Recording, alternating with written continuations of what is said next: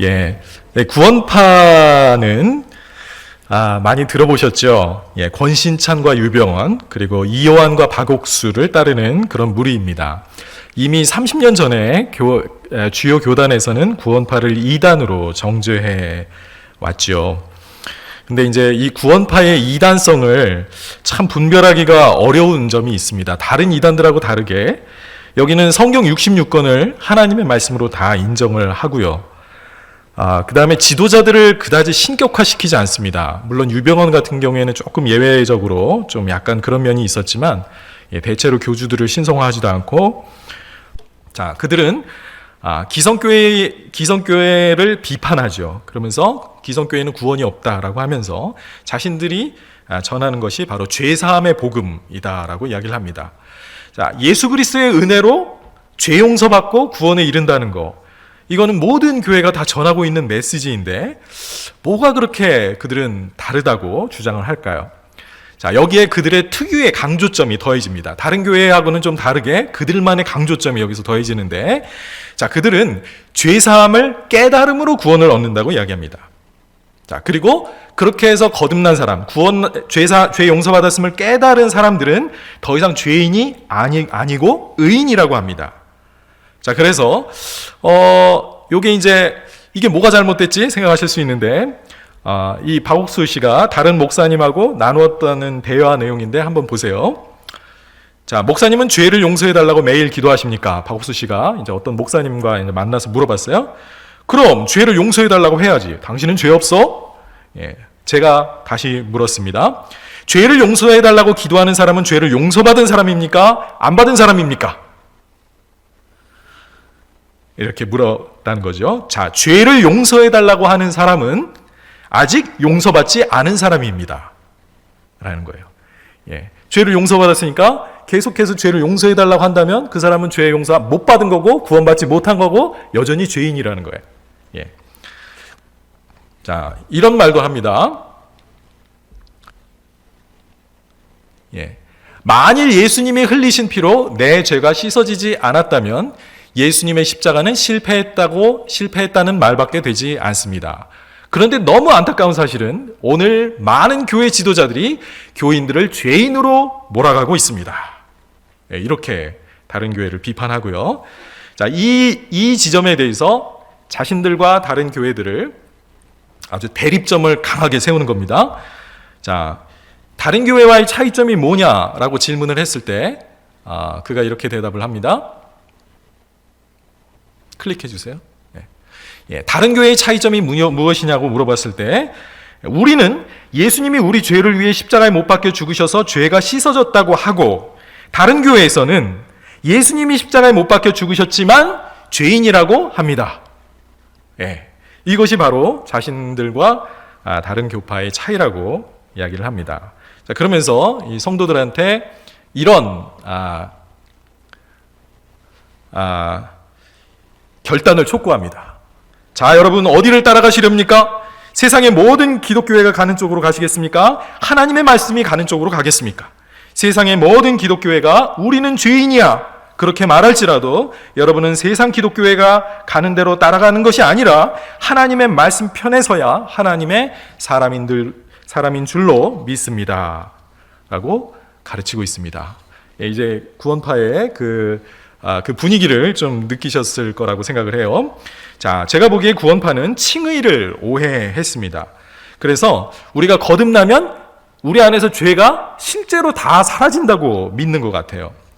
자, 우리가 칭의로 인해 의인이라는 주장은 맞습니다. 받아들일 수 있어요. 그런데 구원파는 우리가 여전히 죄를 짓는다는 그 현실을 부정하고 있죠.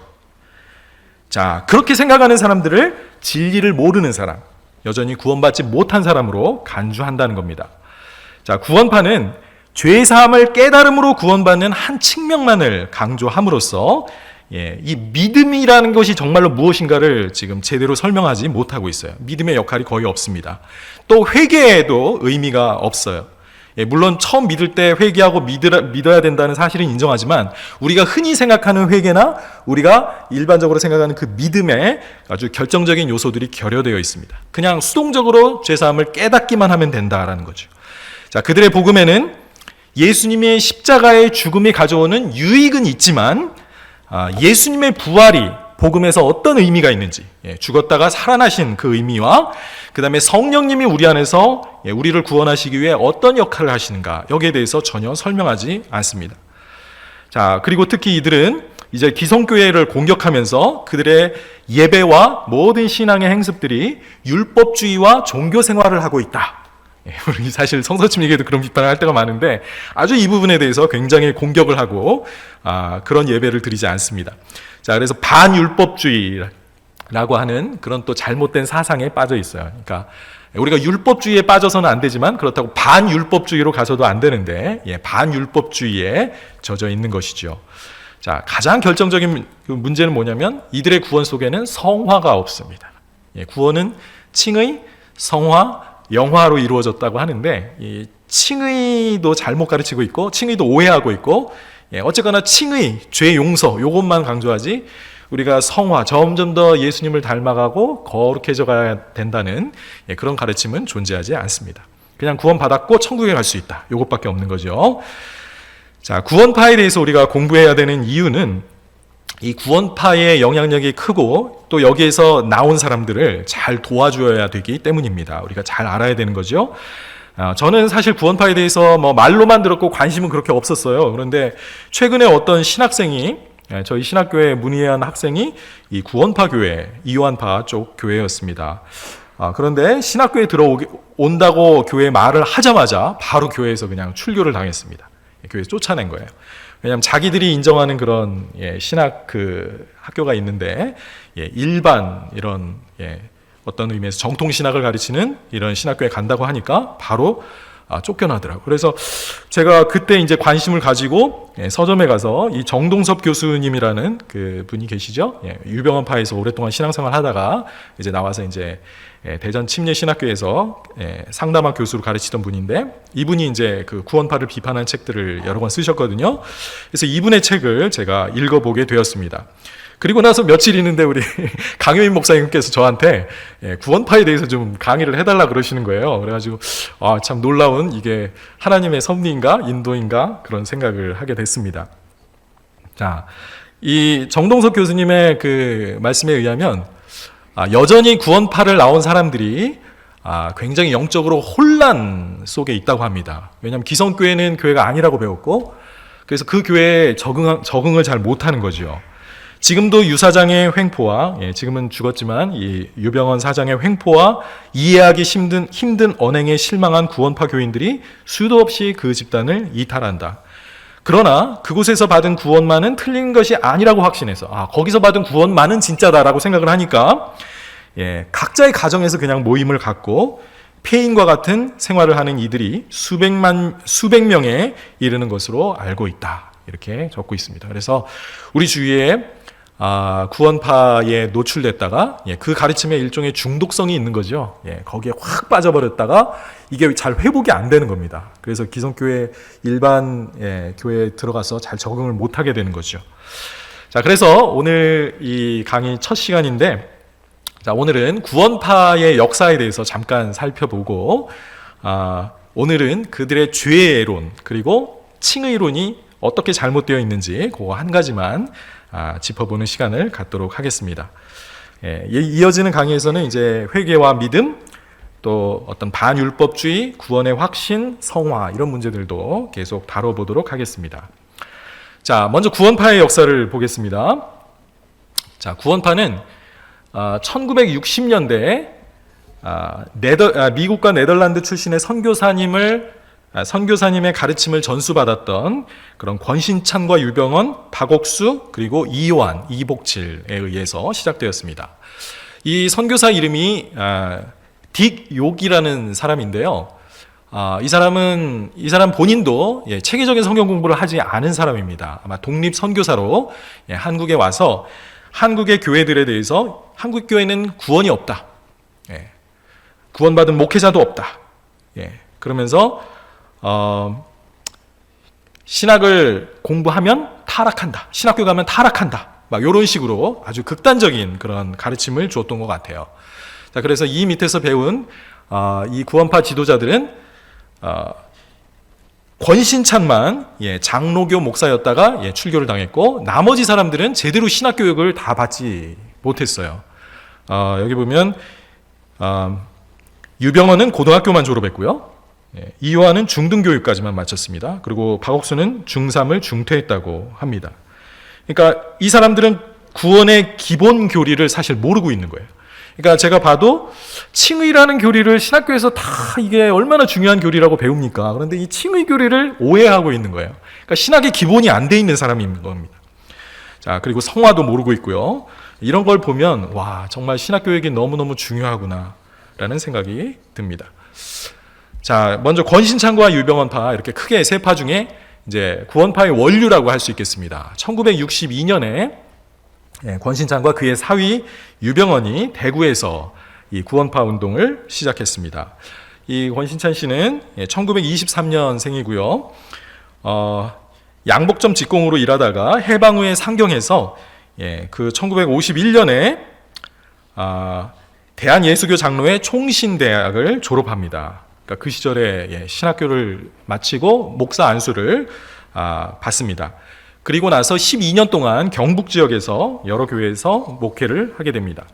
자, 그런데 목사였으면서도 아마 이 구원의 확신이 없었던 것 같아요. 늘 죄책감에 시달리면서 살다가 1961년 10월에 이 네덜란드 출신의 선교사인 케이스 글라스라는 사람의 설교를 듣다가 그 사람이 당신은 거듭났습니까? 라는 말을 듣고 거기에 대답을 잘 못하는 자신이 충격을 받은 거죠. 그래서 그때 이제 아마 깨달음이 왔던 겁니다. 맞나 봐요. 이후에는 영혼의 구원에 집중해서 가르치게 됩니다. 자, 이 일이 있고 나서 바로 1962년 12월에 경북노회가 그를 면직시켜 버립니다. 그러니까 장로교 신학과 맞지 않는 가르침을 준다고 생각을 해서 장로교에서 목사직을 박탈하는 거죠. 자, 그런데 1966년에 권 씨는 극동방송에 취직하게 돼요. 극동방송의 방송 목사가 됩니다. 자, 그러면서 은혜의 아침이라는 프로그램을 아마 아침 7시에 했던 것 같은데, 자, 여기에서 이제 기존 교회를 막 비판하면서 이 깨달음의 그 복음을 막 전하는 거죠. 기존 교회 예배 행위, 11조, 그다음에 장로 집사제도, 새벽기도, 율법을 지키려는 노력 등이 다 종교 행위다. 그러면서 종교에서 해방되는 것이 구원이다라고 설교했다 그래요. 자, 극동방송에 그 이름이 걸려 있으니 이 권신찬 씨의 영향력이 굉장했겠죠. 그러면서 이 극동방송의 이름으로 수련회 같은 것을 개최하면서 주로 기성 교인들을 자기 쪽으로 많이 끌어들였습니다. 자, 이렇게 활동을 했고요. 그 다음에 유병헌 씨를 보면 유병헌은 1941년생이고요. 역시 미국인 선교사 딕 요기 YMCA 집회에서 인도하던 그 집회에서 거기서 복음을 깨달아 구원의 확신을 가지게 되었다고 합니다. 자, 1963년경에 권신창과 유병헌이 전도 활동을 하다가 일단 그 권신찬 씨의 외동딸이 있었는데 이렇게 결혼을 해서 그의 사위가 되죠. 권신찬 씨의. 자, 1963년경에 죄사함으로 말미암는 구원을 중점적으로 전도합니다. 그러면서 이제 한국 평신도 복음 선교회라는 이름으로 활동을 하게 되는데 나중에 이제 기독교 복음 침례회라는 것을 설립하게 돼요. 자, 그리고 이제 이 유병헌 씨의 생애에 대해서 정동석 교수가 그의 생애를 시기별로 이렇게 나눠서 이렇게 소개를 해주는데 1962년부터 67년까지 그는 처음에는 평신도로서 아주 겸손한 그런 복음 전도자였다고 합니다.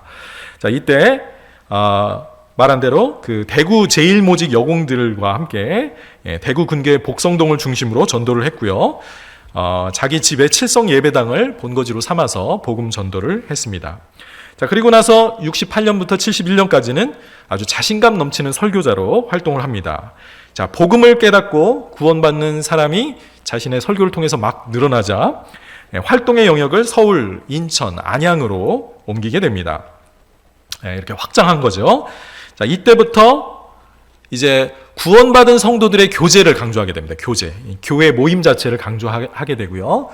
자, 기도와 예배의 의미를 왜곡했다고 했는데 나중에 또 기회가 되면 보겠지만 이 사람들은 기도를 그냥 마음으로만 합니다. 기도를 그냥 성도 간에 그런 나누는 교제가 기도라고 해요. 그래서 예배도 잘 안 드려요. 예배도 없습니다. 그냥 찬양 드리고 자신들의 그 말씀 강해 듣고 이렇게 하고 끝내지, 그 모든 예배는 아까 말했듯이 그게 다 종교 행위라는 거예요. 다 그 율법적인 거고. 그래서 그런 거 하지 않고 이런 것들을 강조하던 시기인 거죠.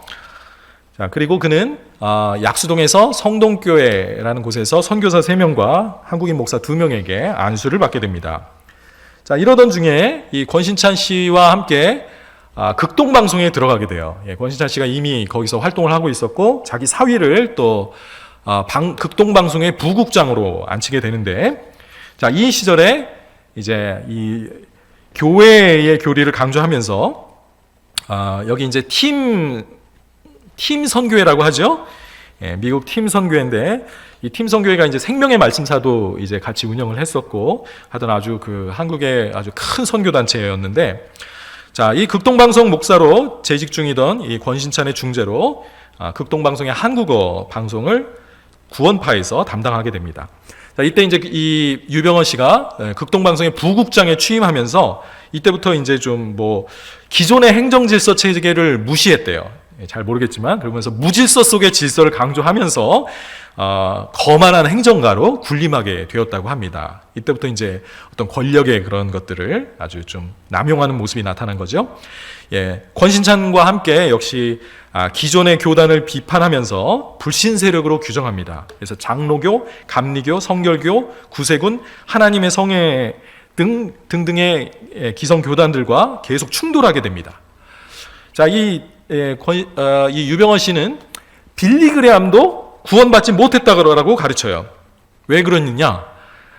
이 사람들은 죄사함을 깨달으라고 가르치지 않고 예수를 영접하라고 가르치기 때문에, 이걸 깨달아야 되는데 영접하는 거는 뭐 그들이 보기에는 이건 뭔가 인간적인 그런 행위가 들어간다고 생각을 한 거죠. 그러니까 구원파하고 우리의 차이점은 우리는 구령 상담을 하고 영접 기도도 드리고 하잖아요. 근데 여기는 그런 게 없습니다. 그냥 예수님이 내 모든 죄를 용서해 주셨다, 깨달았다, 그러면 구원받은 거고 그걸 끝입니다. 자, 이래서 이제 이들의 기준으로는 빌리그레암조차도 구원받지 않은 거예요. 자, 73년부터 이제 권신찬을 구원파의 교주로 폭로한 그런 이제 탕명환 소장이라는 분이 있죠. 그 다음에 다른 기존 그 기독공보, 그 장로교 쪽의 그 소식지, 그 고환규 편집국장, 그리고 여러 목사들을 이제 자기들을 이단이라고 하니까 명예훼손 혐의로 고소를 해서 법정 투쟁에 들어가게 됩니다. 자, 이런 정통 교단과의 그 갈등에서 좀 뭔가 위기 의식을 느낀 유병헌이 편법으로 이 사진을 다 구원파로 교체하려고 하면서 극동방송을 자기 걸로 만들려고 했던 거죠. 자, 그런데 이 시도가 실패하게 됩니다. 자, 그리고 이제 구원파의 이단성을 이제 드디어 팀 선교부가 감지하고, 처음에는 이들이 전하는 복음이 우리 복음과 똑같다, 문제가 없다, 이렇게 비호를 해줬었어요. 자, 그러다가 이제 이들의 문제성이 이제 분명하게 드러나자 그들을 축출하게 됩니다. 1974년에 모든 구원파 교인들이 해고당하게 되고, 그때부터 이제 운영권이 FEBC로 넘어갔고, 김장환 목사님이 이때부터 극동방송 사장으로 취임하게 됐다고 해요. 자, 그러면서 이제 1974년이 이제 결정적인 이 사역의 어떤 전환기가 되는데, 이때부터 유병헌은 사업을 하게 됩니다. 이제 극동방송이라는 그들의 어떤 구원파의 활동의 중심지가 없어졌잖아요. 그래서 나와서 뭘 하게 되느냐? 당시에는 부실 기업이었던 사무 트레이딩이라는 회사를 교회의 헌금으로 인수합니다. 자, 그리고 자기가 78년에 거기에 대표이사로, 즉 회장으로 취임하는 거죠. 그래서 이제부터는 자기를 목사라고 부르지 말고 사장으로 불러라, 이렇게 이야기를 합니다. 그래서 주식회사 세모, 많이 들어보셨죠? 세모의 일을 하는 것이 바로 하나님의 일을 하는 것이다 라고 성도들한테 가르쳐요. 그래서 이 세모 사업을 하면서 미국이나 기타 다른 나라를 다니면서 자신들의 교제권을 확장해 나갑니다. 자, 사무 트레이딩은 계속해서 어떤 부도 위기를 맞았는데, 그 부도 위기가 올 때마다 어떻게 했을까요? 성도들의 헌금으로 그것을 막아냈습니다. 자, 1975년부터 지역교회 11조를 서울로 끌어들여서 대전 문화동에 있는 꽃동네, 그 다음에 병원 짓기, 수양의 건립 등의 모금 운동을 자주 벌이면서 이 어떤 자신의 사업을 확장해 나갔고요. 자, 유병헌은 또 여기서 이제 영적 산하제아론이라는 걸 펴기도 하는데, 아무나 구원받게 할 필요가 없고, 의사, 대학 교수, 연예인, 정부 고관, 부유층을 공략하자, 이런 전도 방법도 펼쳤다고 합니다.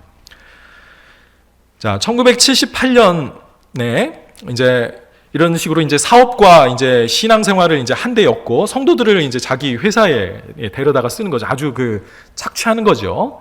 성도들이 이제 거기서 이제 자기의 전 재산을 다 갖다 바치고 신앙생활을 하는 겁니다. 그러나 서울과 인천에서 회사 경영을 반대하던 성도들 500명이 집단 이탈하는 일이 있었고, 역시 1980년에도 역시 독재적이고 비합리적인 경영 방식에 불만을 품은 간부들 다수가 여기서 이탈했습니다. 그러다 83년에 이제 이요한파가 이때 여기서 유병헌파에서 갈라져 나오게 됩니다.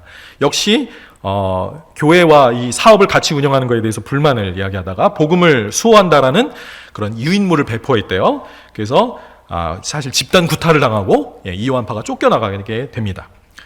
자, 유 씨는 계속해서 과시적인 사업가, 자선 사업가 행세를 하게 되는데, 자신의 그런 사업이 새마을 사업의 성공적인 사례라고 이렇게 소개를 해요. 그래서 50 시절에 전두환 대통령이 그의 사업장을 방문하기도 했다고 합니다.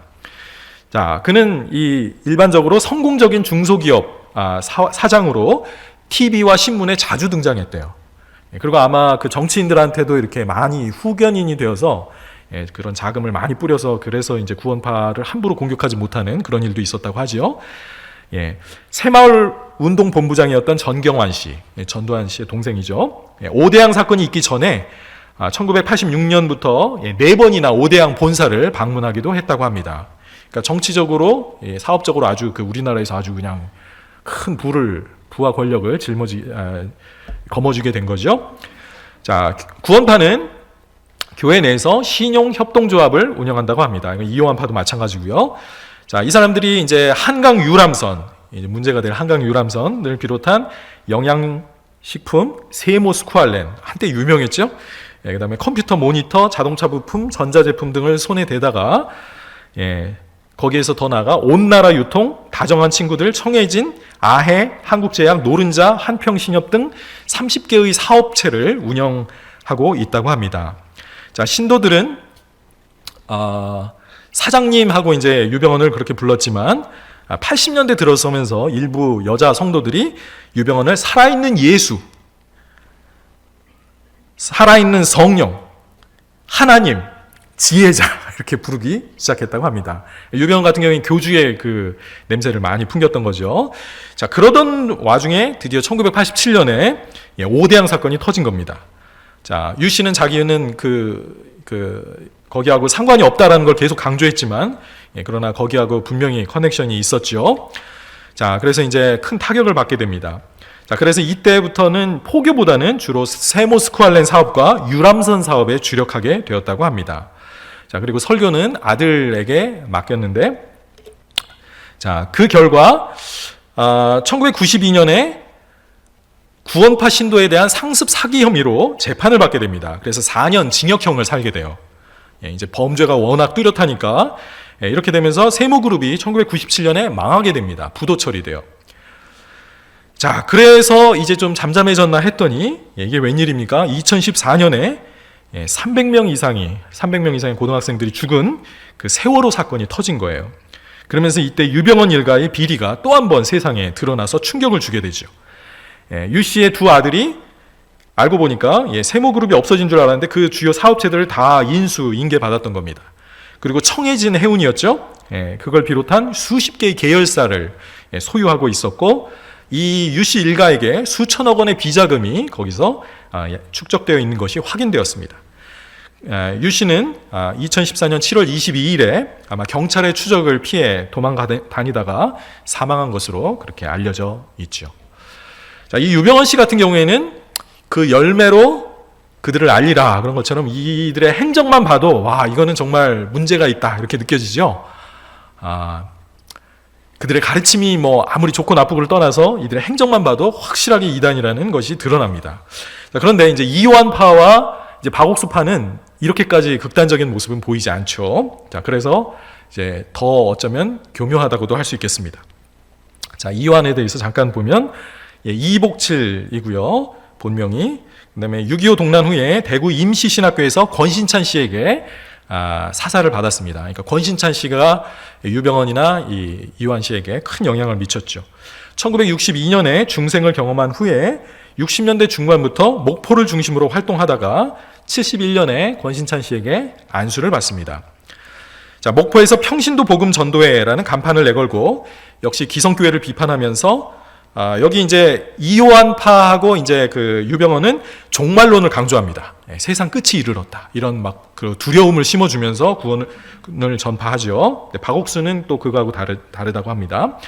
자, 1983년에 헌금을 사업에 전용하는 것에 반대했습니다. 아까 그랬죠? 유병헌 씨에게. 그래서 이때 집단 구타를 당하고 5,000명의 신도들과 함께 이탈하게 됩니다. 그래서 방배동에 대한예수교 침례회라는 그런 단체를 창설하고 서울교회라는 이름으로 활동했다고 합니다. 1994년에 경기도 안양 인덕원의 1,000평의 대지에 본부교회인 서울중앙교회를 신축했고 현재는 생명의 말씀 선교회라는 명칭으로 활동 중이라고 합니다. 2014년에 그때까지의 통계에는 192개의 지교회가 있고요. 거의 우리 성서침례교회만 하죠. 해외 지교회도 51개국에 338개라고 합니다. 교직자가 270명, 130명의 선교사를 파송했고요. 본부교회에서 운영하는 4년간의 중앙성서신학원에서 교리 전파자를 한 해 40명씩 배출하고 있다고 합니다. 인터넷을 통해 전국 지교회 핵심자 300명이 반복 교육을 받고 있다고 해요. 자, 요게 이제 그 서울중앙교회의 모습이고, 저게 이제 이요한 씨의 모습이라고 합니다. 자, 이요한파는 장로, 권사, 집사라는 직책이 없지요. 구원 받았다고 생각하면 이건 성서침례교회와 비슷한데 형제, 자매라고 그렇게 부른다고 합니다. 일정한 예배의 형식이 없어요. 그냥 1시간 반에서 2시간 정도 성경을 강해하는 게 이들의 집회입니다. 저녁에는 예배 대신에 그냥 교제를 나누면서 각 부서에서 봉사하는 사람들이 모여 교육을 받거나 이야기를 나누는 형태로 모임을 유지한다고 해요. 1년에 4차례 성경 강연회를 가지고 1년에 한 번은 공주에 있는 갈릴리 수양관에서 전체 수양회를 갔는데 여기 다 참여해야 한다고 합니다. 예배 형식과 기도 등 기존 교회의 모양은 흉내는 내고 있는데 11조나 기타 연보, 기도, 예배를 율법과 종교로 간주해요. 그래서 주기도문, 축도 우리도 안 하지만 이 사람들도 안 하고 그 외에 많은 그 어떤 행위, 예식과 관련된 일들은 일치하지 않습니다. 자, 금전적으로 이 사람들은 무리하게 건축을 추진해 왔는데 수십억 공사를 하면서 은행 융자의 원금은 갚지 않아도 된다라는 그런 말을 했대요. 주님 재림 때까지 교인들의 헌금으로 이자만 갚으면 된다라고 말하기도 했다고 합니다. 이 사람들도 역시 신용 그 조합을 교회 안에서 운영하고 있고요. 이 사람들 정기 간행물은 생명의 빛, 진리의 말씀 출판사와 영생의 말씀사를 출판한다고 합니다. 자, 이요한 씨는 체계적인 신학 공부를 하지 않았고요. 스승 권신찬 씨의 8가지 해석 방법으로 영적 해석을 합니다. 그러니까 이 박옥수 씨의 책을 읽어봐도 아주 어떻게 보면 모르는 사람이 보면 참 기발한 성경 해석을 해요. 기발하다고 하는데 성경의 원래의 의미와는 전혀 다르게 해석을 하는 경우를 제가 확인할 수 있었습니다. 자, 세대주의 종말론에 따라 임박한 종말론, 곧 세상이 끝난다라는 이런 의식을 부추기고 기존 교회를 원색적으로 비난하며 다른 교회에서는 구원을 받을 수 없다. 자기들만 구원받는다라는 그런 우월감을 심어준다고 합니다.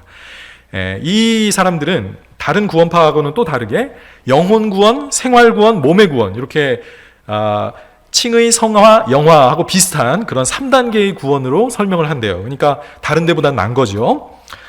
그리고 타 구원파에 비해서 교리가 어느 정도 정비되어 있어서 상당히 유사해 보이고 그리고 성장 속도가 빨라서 특히 경계 대상이라고 합니다. 주의해야 되는 거죠.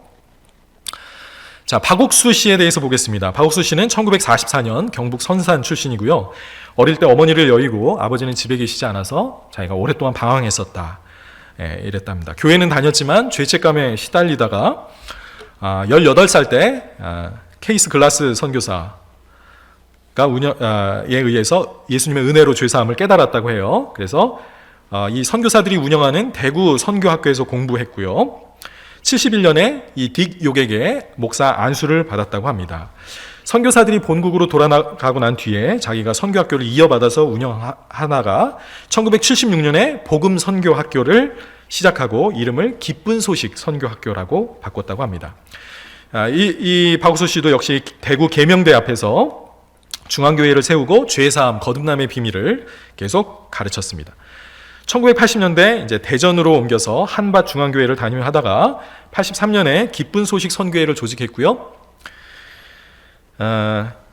전국 대도시의 체육관을 빌려서 집회를 열고 성경 강연회를 개최하고 있습니다. 84년에 서울 봉천동에 위치한 서울 제1교회로 본거지를 옮겼다고 합니다. 자, 90년에 다시 한밭 중앙교회로 중심으로 활동하다가 2004년에 서울 양재동에 있는 기쁜 소식 강남교회로 옮겼습니다. 이게 이제 기쁜 소식 그 교회라고 해요. 아주 건물이 아름답죠, 웅장하고. 그렇습니다. 이게 지금 현재의 박옥수 씨의 모습입니다. 1995년에 이제 이들은 교회 활동 외에도 IYF라는 국제 청소년 연합이라는 이 동아리를 설립해서 각 대학, 중고등학교까지 침투해서 전 세계 49개국에 지부와 회원을 두고 영어 회화를 미끼로 전도를 하고 있다고 합니다. 매년 한 700명씩 굿 뉴스코라는 해외 봉사단의 청년들을 파송하고 있고요. 링컨 스쿨이라는 대안학교도 운영하고 있다고 합니다. 자, 매년마다 2차례 올림픽 경기장을 빌려서 아주 대규모 집회를 엽니다. 자, 지교회 목사들도 성경 세미나를 열어서 매달 거의 전국에서 20개에서 40개의 정기적인 성경 세미나가 이 구원파 목사들에 의해서 진행되고 있어요. 자, 2014년까지 이 박옥수파는 180개의 지교회, 190개의 해외 지교회를 두고 있다고 합니다. 대한예수교 침례회라는 교단명을 쓰고 있고요. 이제 문제가 이제 열심히 복음만 전한 것 같고, 그 다음에 종말은 그다지 강조하지 않는다고 해요. 오직 그 거듭남, 죄사함, 요거에만 아주 집중하는 그런 설교를 하는데, 문제가 2011년에 성도가 운영하는 주식회사 운하에서 발매하는 또별이라는 약이 있는데, 요거를 막 암과 에이즈 치료제라고 강단에서 막 설교를 했나 봐요. 홍보를 했다가 피해자들이 속출하게 됩니다. 그래서 박옥수 씨 등을 사기 혐의로 고소했다고 합니다. 이제 이런 문제들이 드러나는 거죠. 자, 현재 이 세 분파는 서로 간에 적대적이라고 해요. 서로를 인정해주지 않고 아주 서로 원수지간이고요. 구원파 초기부터 함께했던 소천섭, 서화남, 손영목 등은 유병헌 계열을 떠났고 서로가 더 자기들이 더 성경적이라고 내세우면서 이 구원파 안에서도 계속 분열이 계속되고 있다고 합니다.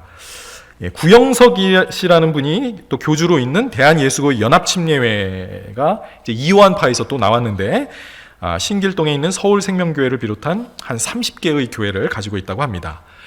이 세 계파 외에도 이제 윤창석 또는 윤박무, 또 서달석 계열도 있다고 합니다.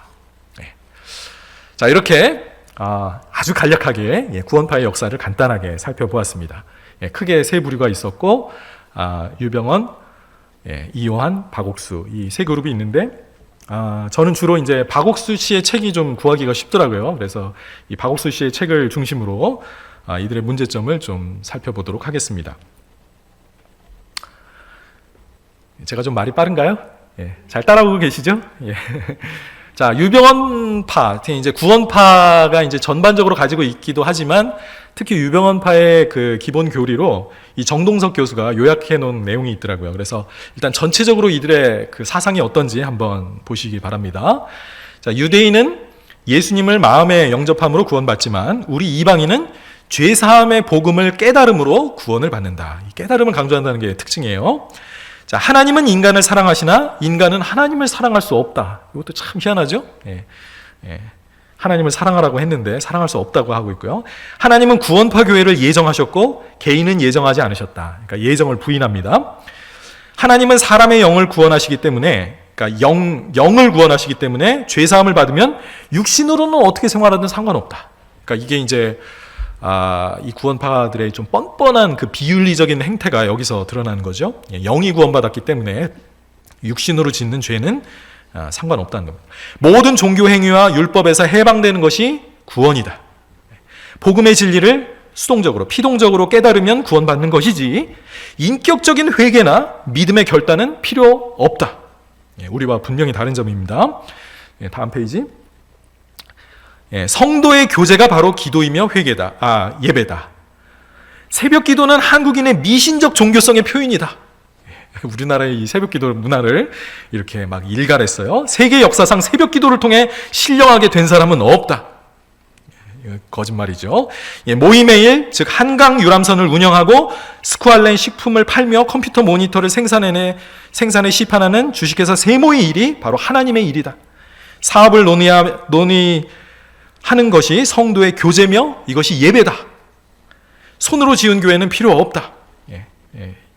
가시적인 교회를 부정하고 교회의 참모습에 대한 비밀은 구원파가 교회 사상 처음으로 깨달았다. 구원파 모임에 붙어있는 자만 예수님이 재림하실 때 들림받는다. 나중에 기회가 되면 보겠지만 예수님이 참 포도나무고 우리가 가지잖아요. 근데 이 사람들은 자기네 구원파가 참 포도나무래. 그래서 이 나무에 붙어있지 않으면 구원받지 않은 거라고 합니다. 그러니까 자기들에게만 구원이 있고 자기들에게 소속된 자들만 구원받는다라는 거죠. 그리스도와 자기의 교회를, 그리스도의 몸인 그 교회를 동일시해버리는 그런 아주 위험한 그런 사상을 가지고 있습니다.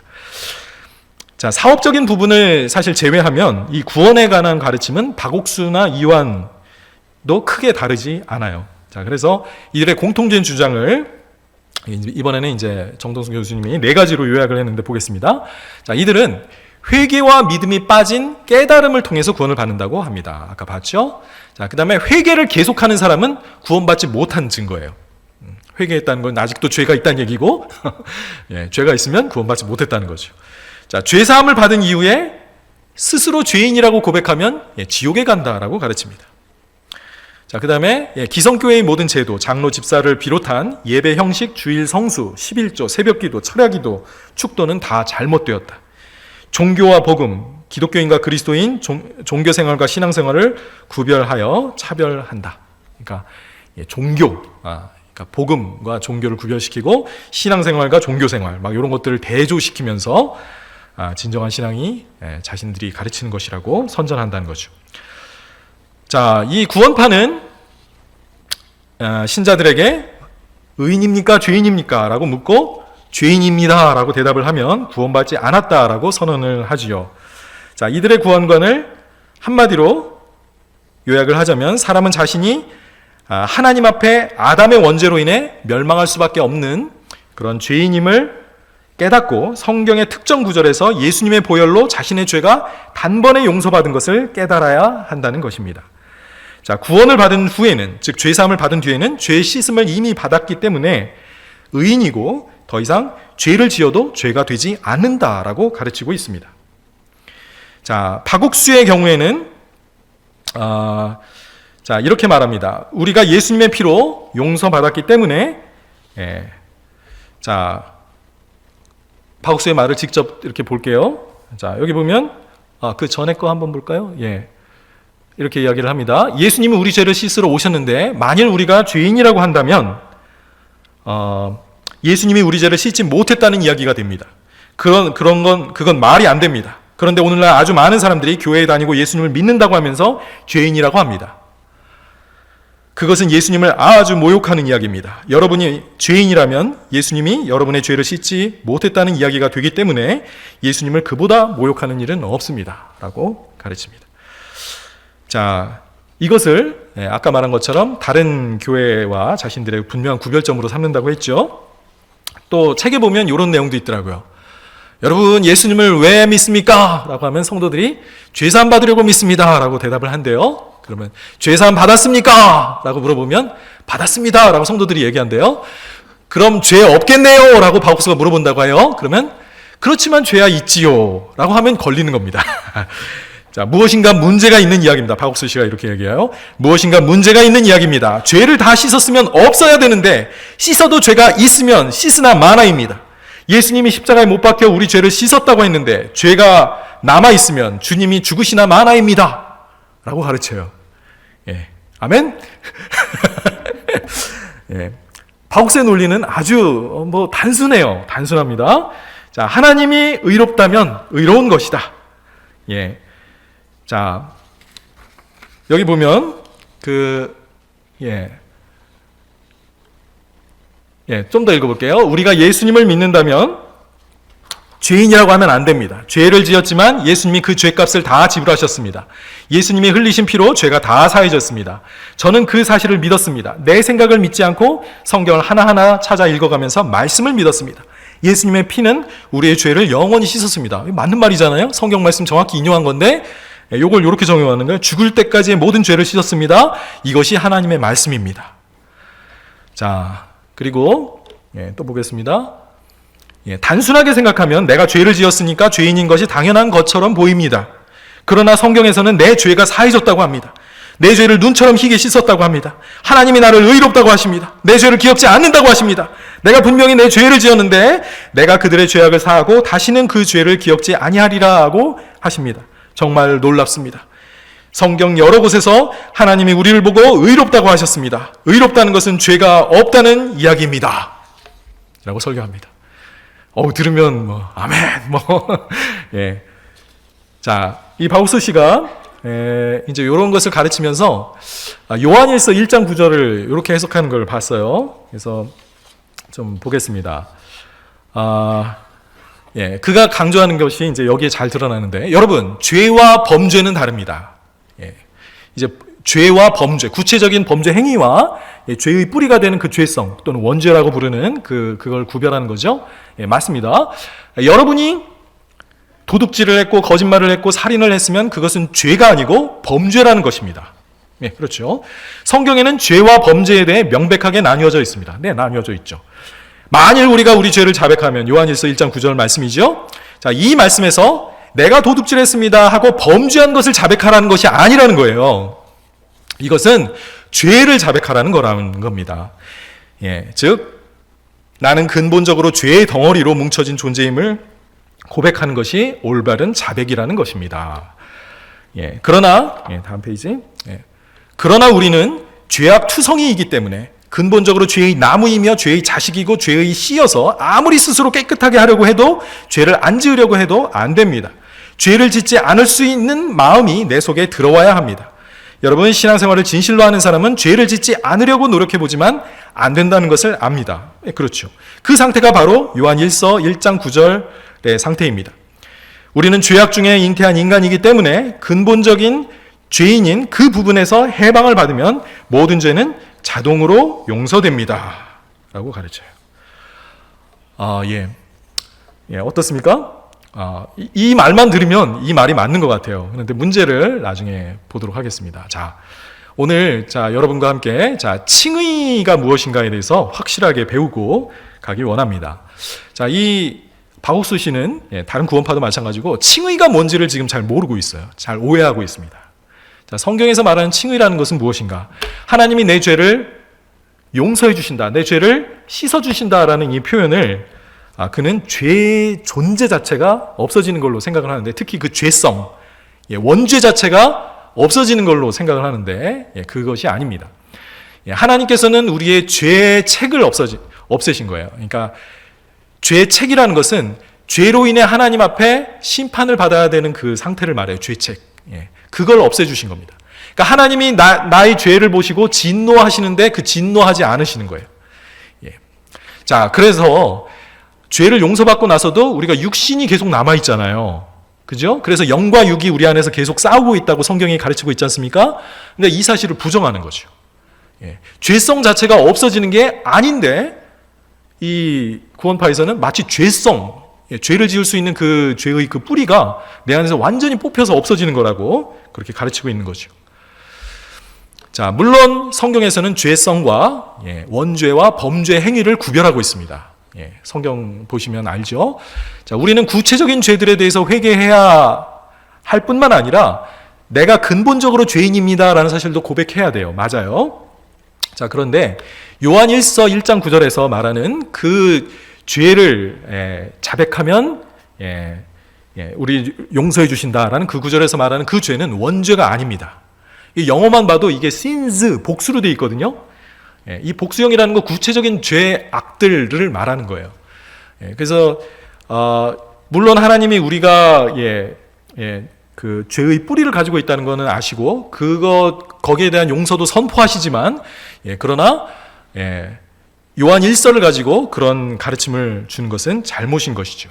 그래서 구체적인 죄를 요한 1서 1장 9절은 고백하라고 하고 있고 그렇잖아요. 그럼 죄를 고백하는 거는 이 구원파에서 부정하는 거지 않습니까?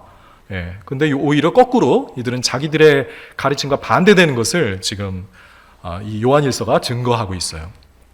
자, 성경에서 말하는 칭의를 조금 더 보겠습니다. 자, 오늘 이번 기회에 잘 배워두시죠. 자, 성경에서 말하는 칭의는 무엇이냐? 법정적 선언입니다. 하나님의 법정에서 무죄로 선언해 주시는 거예요. 하나님의 선언입니다. 무죄 판결이에요. 내 죄성을 없애주시는 것이 아니라 하나님이 나를 무죄로 선언하시는 겁니다. 그래서 놓아주시는 거예요. 자, 예수님을 주와 그리스도로 믿는 자에게 우리 하나님이 무죄를 선언하시고 더 이상 형벌을 내리시지 않는다라는 의미입니다. 제가 신학교에 있을 때 어떤 신학생이 저한테 달려오더라고요. 그래서 교수님, 제가 저 차를 긁었습니다. 그러면서 자기가 죄를 저 앞에 자백을 하더라고요. 그래서 제가 어떻게 했냐? 괜찮다. 그런데도 이 신학생이 그걸 못 받아들이고 교수님 죄송합니다. 제가 물어드리겠습니다. 말씀하세요. 그래서 괜찮다고, 내가 이건 아무 문제 없어, 괜찮아, 가 그랬는데 또 한 번 와서 저한테 교수님 죄송합니다. 이렇게 이야기를 하는 거예요. 죄는 제가 무죄를 선언했지 않습니까? 저는 거기에 대해서 전혀 화가 나지 않습니다. 그리고 그 일이 마치 존재하지 않았던 것처럼 제가 그렇게 간주하는 거예요. 그럼 그 신학생은 나에게 범한 그 잘못에 대해서 아무런 책임을 질 필요가 없는 겁니다. 그 죄책이 사라진 거죠. 더 이상 거기에 대해서 하나님이 진노하지 않으시고 형벌을 내리시지 않는 상태가 되는 것이 바로 칭의라는 겁니다. 그러니까 하나님의 법정에서 무죄 판결을 받는 것이라는 거죠. 자, 계속 보겠습니다. 자, 이제 알리스터 맥그라스라는 이제 옥스포드 대학교의 복음주의 신학자가 이렇게 이야기를 합니다. 자, 개신교가 의롭다고 하는 그 의를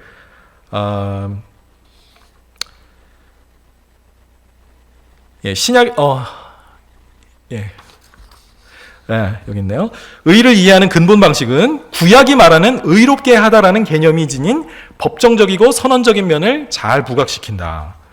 오히려 구약 성경이, 히브리 성경이 이 죄인을 유죄로 선언하고 의인을 의롭다고 해라라고 하나님이 율법에서 말씀하시거든요. 그런 의미라는 거예요. 자, 그러면서도 여기가 문제가 되는 의는 선행으로 얻은 인간 자신의 의가 아님을 강조하고 있다라고 합니다. 자, 좀 더 볼게요. 그래서 칭의는 외적인 변화예요. 내적인 변화가 아닙니다. 내 신분이 바뀌는 거예요. 하나님이 칭의로 우리를 의롭다고 인정을 해주시고, 그래서 우리는 하나님과 화목하게 되는 것입니다. 자, 그리고 마귀의 자녀에서 하나님의 자녀로 이렇게 신분이 바뀌는 겁니다. 하나님의 아들과 딸로 입양되는 거예요. 죄의 권세 아래 있던 우리가 사랑의 아들의 나라로 옮겨졌다고 하죠. 이렇게 외적인 우리의 그 모습이 바뀌는 이런 외적 변화를 말하는 겁니다.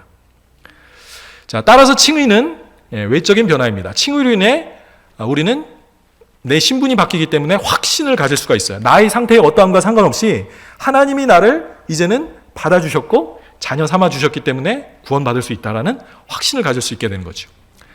자, 칭의에서 주목할 점은 그것이 내적인 변화를 가리키는 것이 아니라는 거예요. 자, 즉 죄성 자체가 없어지는 것이 아니라는 말입니다. 칭의의 반대는 정죄죠.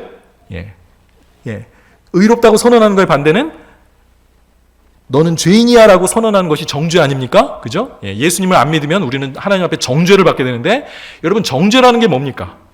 정죄한다 그럴 때 그 사람은 죄인으로 만드는 건가요? 아니죠? 그냥 죄인이라고, 이미 죄인인데 죄인이라고 선언하는 겁니다. 그죠? 그러니까 정죄와 칭의가 서로 반대인데, 정죄도 법정적으로 유죄를 선언하는 것이라면 칭의는 법정적으로 무죄를 선언하는 것이다. 그 반대 개념만 봐도 이것이 내가 실제로 내 자신의 내면을 바꾸는 것이 아님을 알게 되죠. 자, 또 한번 보겠습니다. 자, 신약에서 칭의라는 용어는 법정을 연상하게 하는 법정적 측면이 있다. 이렇게 볼 때 칭의는 옳다고 선언되다, 또는 재판장이신 하나님 앞에 바른 관계에 있다고 선언하다. 그러니까 우리가 목사님한테 들으셨죠? 하나님과의 관계가 이제 전에는 이제 이 끊겨 있던 관계가 이제는 회복되는 겁니다. 관계가 회복되는 거예요. 자, 이 판결에서 주목해야 할 것은 기본적으로 사람의 도덕적인 품성이나 덕성이 아닙니다. 이것은 개인이 하나님 앞에서 부여받은, 하나님이 주신 신분을 말하는 겁니다. 자, 우리가 구원받고 나서도 그래서 육신이 여전히 죄성이 우리 안에 남아있기 때문에 죄를 지을 수 있는 게 너무 당연하죠. 우리의 현실 아닙니까? 이것 때문에 괴로운 거잖아요. 자, 그런 의미에서 우리는 여전히 죄인이라고 말할 수가 있습니다. 자, 여기에서 이제 이게 헷갈리는데, 이렇게 이해를 하시면 될 것 같아요. 우리는 법적으로 의인입니다. 그러나 실제로는 죄인입니다. 자, 그래서 이 마틴 루터가 이미 이 부분에 대해서 고민을 하고 뭐라 그랬냐면, 우리는 의로운 동시에 죄인이다 라는 말을 했어요. 역설적이죠? 근데 이런 역설을 이제 구원파는 모르고 그냥 의롭다고 그냥 하셨으니까 우리는 그냥 죄가 없다라고만 강조하는 거죠. 의인인 동시에, 의로운 동시에 하나님의 보시기에 그렇다는 거죠. 하나님 앞에 우리는 죄가 없어요. 하나님이 더 이상 진노하지 않고 형벌을 내리시지 않습니다. 그러나 우리는 여전히 죄성이 남아있어서 죄를 짓는 죄인입니다. 요것을 이제 우리식으로 쉽게 표현하면 우리는 용서받은 죄인입니다. 그 용서는 이 미래의 죄까지, 과거부터 미래의 모든 죄까지 하나님이 예수의 피 흘림으로 말미암아 우리를 다 용서해 주셨어요. 현실적으로 우리의 죄성은 남아 있습니다. 자, 루터는 칭의란 하나님 앞에서 개인의 지위가 변화하는 것이지 근본적으로 본성이 변화되는 것이 아니라고 주장합니다. 그러므로 신자는 믿음으로 의로워질지라도 여전히 죄인으로 남아 있습니다. 신자는 그래서 의롭기도 하고 죄인이라고 한 존재라는 이 루터의 유명한 주장은 바로 이런 것을 표현하는 것이다 라는 거죠. 제가 제 말만 하면 혹시 신뢰가 떨어질까봐 이 맥그레스라는 든든한 신학자를 제가 함께 인용하는 겁니다. 또 볼게요. 칭의는 그래서 외적 변화예요. 개신교에서 의롭다 하는 의는 그리스도의 의예요. 우리의 의가 아닙니다. 신자에게 전가되는 거예요. 그리스도의 의를 우리 것으로 그렇게 돌리시는 겁니다. 왜 그러는지 많이 들으셨죠? 이 의는 결코 신자의 일부가 되거나 신자에게 속하지 않습니다. 이것은 그렇게 하나님이 여겨주시는 거예요. 그런 의미에서 전가됐다. 신자에게 돌려진 것이다 라는 겁니다. 신자의 어카운트로 들어온 거예요. 그러나 신자는 여전히 죄인입니다. 그러나 하나님이 그를 의롭다라고 여겨주십니다. 신자는 의로우면서도 여전히 죄인입니다. 사실 죄인을 의롭다 하시는 하나님의 칭의에서는 인간의 죄인됨이 오히려 남김없이 더 강렬하게 드러납니다. 내가 죄인인데, 경건하지 않은 자인데 하나님이 나를 의롭다고 여겨주시는 거예요. 자, 구원파가 바로 이런 역설을 보지 못하는 거죠. 자, 아까 그렇다면 칭의는 외적인 변화만을 말한다고 했는데, 목사님, 그럼 우리의 내면은 변화되지 않는 건가요? 하나님이 우리의 외적인 신분만 바꿔주시는 것이 아니라 우리의 내적인 성품도 바꿔주십니다. 구원은 두 가지가 동시에 일어나는데, 바로 중생과 성화입니다. 중생, 거듭나고 하나님을 닮아 점점 더 거룩해지는 그 과정이 바로 내적인 변화를 말해요. 자, 이 중생은 성령으로 새롭게 태어나는 것입니다. 성령님이 구약 백성들은 잘 누리지 못했던, 소수의 신자들만 누렸던 그 성령님이 이제는 신약의 성도들에게는 내주하십니다. 우리 안에 거하시는 거죠. 예, 그렇게 되면 우리는 새로운 피조물로 거듭나게 됩니다. 예, 이때 신의 성품에 참여하게 되는 자라고 또 베드로는 말하죠. 예, 이런 사람은 이미 영생을 소유했다고 또 요한은 선언합니다. 그러니까 이것은 내적인 변화인 거죠. 예. 자, 이렇게 새로운 성품이 우리 안에 왔을 때 이제 성화, 거룩해져 가는 과정이 이루어져요. 근데 그러니까 우리는 의롭다, 하나님 앞에 보시기에 의롭고 또 거룩합니다. 그러니까 지위적으로 우리는 거룩하지만 또 실제적으로 의로워지고 거룩해져 가는 과정. 이것이 이제 그 주님이 선언하신 그 의로움과 거룩함이 우리의 현실이 되어 가는 과정을 성화라고 하는 겁니다. 자, 예수 그리스도가 우리 안에 성령님으로 지금 들어와 계시죠. 그러면서 내 성품을 조금씩 바꿔 가십니다. 죄성이 남아있다고 했죠. 그렇다 그래서 우리가 죄를 지을 수밖에 없냐, 이게 아니에요. 이제는 새로운 성품이 들어와서 이 육신을 압도할 수 있습니다. 육신을 정복할 수 있어요. 하나님이 충분히 성령을 통해서 죄를 이길 수 있는 능력을 우리 안에 주십니다. 그런데 죄성이 남아있기 때문에 우리 안에 성령의 소욕과 육신의 소욕이 지금 막 갈등하고 있는 중에 있죠. 그래서 우리가 이 성령, 우리 안에 계신 이 성령님으로 말미암아 더 우리의 육을 쳐서 복종시키는 그런 훈련을 계속해서 해나가야 됩니다.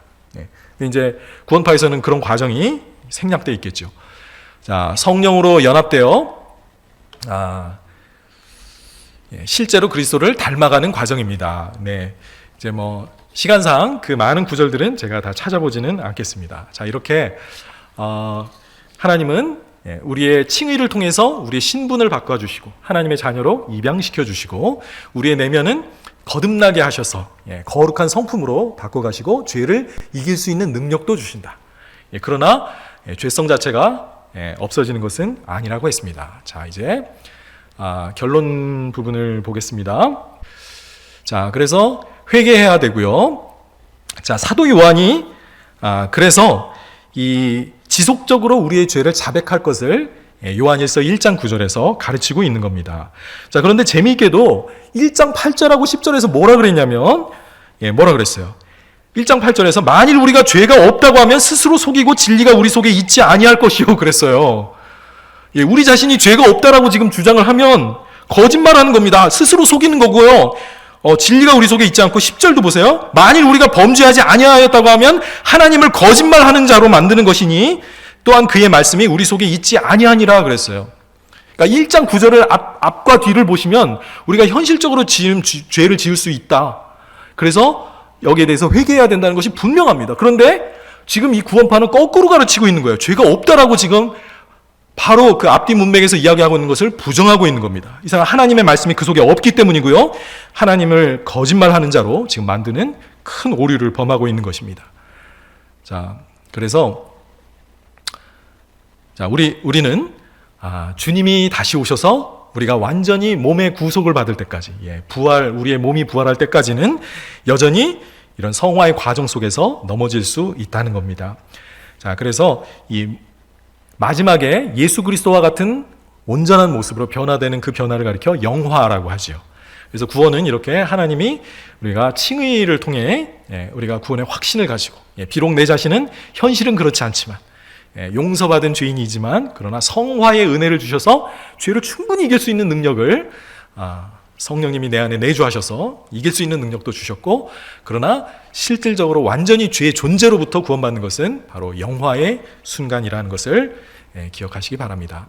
자, 구원파의 구원론을 가지고 살아갈 때 저는 이 사람들이 온전한 정신을 가지고 있다면 제대로 살지 못할 거라고 생각을 해요. 자, 한번 보겠습니다. 자, 그리스도인의 현재 상태에 죄가 없다라고 주장하는 이 사람의 가르침들을 따른다면 아마 깨닫는 순간에는 굉장히 큰 평화와 기쁨이 있겠죠. 그런데 계속 살다 보면 어떨까요? 죄를 짓잖아요. 그럼 이 사람들은 현재 상태에 대해서 정신적인 혼란을 느끼지 않을까요? 자, 두 가지 길이 있는 것 같아요. 한 가지는 뭘까요? 아까 목사님이 얘기하신 것처럼 죄를 지어도 죄가 아닌 거예요. 자, 뻔뻔하게 죄가 아니라고 주장을 하는 겁니다. 실제로 정동석 교수가 뭐라 그러냐면 구원파는 구원받은 후에는 의인이 되었으므로 죄를 안 짓든지, 죄를 안 짓는다고 스스로 생각을 하든가 아니면 죄를 지어도 죄가 아니다라고 생각을 해요. 그래서 이 정동석 교수가 또 이렇게도 이야기합니다. 이단 교주들은 자기중심적이며 하나님을 두려워하거나 기쁘시게 하는데 관심이 없다. 자기들의 목적대로 전도하기 위해서는 거짓말도 하고 반대하는 사람에게는 협박, 공갈과 폭력 행사도 불사한다. 이를테면 유병헌은 나를 고소하기 위해 1년 전부터 교인 가운데 이중첩자를 교육시켜 파송하기도 하고 재판에서 이기기 위해 경찰관 교인을 시켜 집단 타살범 6명을 훈련시켜 자수하도록 하기도 했다. 근래에도 내가 인도하는 성경 부부 세미나에 교인을 위장하여 참석하게 한 적도 있다. 이단에게는 목적이 수단, 방법을 정당화하기 때문이다. 그렇습니다. 그러니까 양심이 화인 맞는 거예요. 나는 의인이다. 나는 죄가 없다. 죄가 없으니까. 구원받았으니까. 예, 그런 의식 속에서 죄를 지어도 죄가 아닌 게 됩니다. 이런 비윤리적 신앙 행태를 보이도록 하겠죠. 또 한 가지는 뭘까요? 양심이 좀 예민하고 약한 사람들은 어떻게 될까요? 실제로 자기 자신이 죄를 계속 짓는 자신을 발견할 때 무슨 마음이 들까요? 아, 나는 구원받지 않았나 보다. 구원받은 사람은 죄가 없다고 하는데 내가 실제로 계속 그것도 반복적으로 계속 죄를 지으면 나는 구원받지 않았나 보다라는 그런 번민에 빠지게 됩니다. 죄책감과 번민으로 이 사람은 구원의 확신도 잃어버리고 괴로워하게 될 거예요. 어떤 편에서든 자기가 죄가 없다고 뻔뻔하게 주장하든 아니면 자기는 구원받지 못했다고 주장하든 이것은 전혀 건강하지 못한 신앙생활을 하게 만든다는 것이죠. 자, 그래서 우리가 우리 개신교에서 정확하게 가르치고 있는 칭의를 무엇인가? 성경에서 말하고 있는 칭의는 나의 내적인 변화를 말하는 게 아니라 나의 신분이 마귀의 자녀에서 하나님의 자녀로 바뀌었음을 의미하는 것이다. 하나님이 법정에서 나를 무죄라고 선언해 주신 것이다. 법정에서의 선언이다. 라는 사실을 꼭 기억하시고 이 구원파의 가르침에 속아 넘어가지 않으시는 여러분 되시길 바랍니다. 잠깐 기도하겠습니다.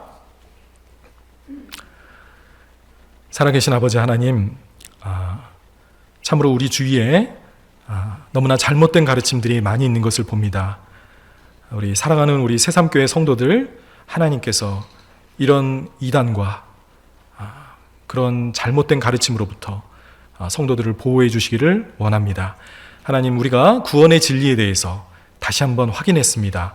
주님이 이루신 의롭게 하심과 우리를 거룩하게 하신 그 은혜가 무엇인지를 오늘 성도들이 확실하게 깨닫고 정말 이런 구원파가 가르치는 잘못된 가르침에 흔들리지 않을 수 있도록 도와주시고 또 그런 잘못된 가르침에 빠져있는 그런 사람들을 잘 도와주고 진리 가운데로 성경의 말씀 가운데로 잘 인도해 줄 수 있는 그런 분들이 될 수 있도록 하나님 축복해 주세요. 감사하신 예수님의 이름으로 기도드렸습니다. 아멘.